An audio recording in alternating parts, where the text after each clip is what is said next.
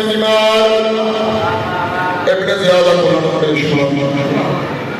Ibn Ziyad ने मिसा में दिमाग का तवज्जो नहीं करना छोड़ दे।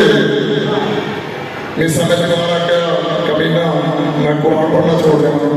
बहुत जल्दी करता है जी मैं कुरान पढ़ना छोड़ देगा। उस टाइम इब्ने ज़ियाद के संजीमार में क्या ओ एक सूली एक तेरे वास्ते बनाई गई है।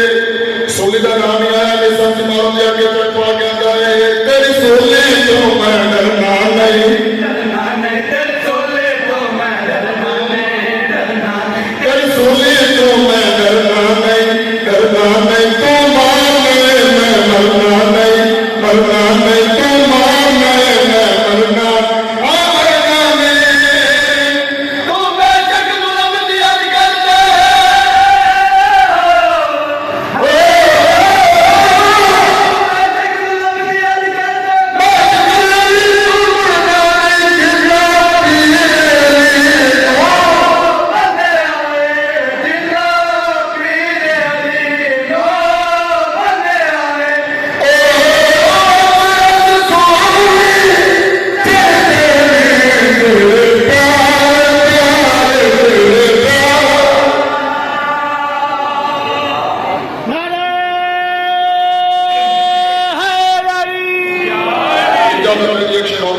वाह वाह वाह वाह जियो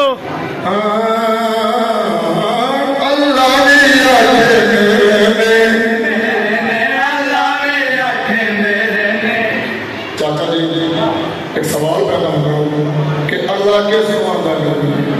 शेर दसना चाहने अल्लाह कैसे मानता है मेरे ने अल्लाह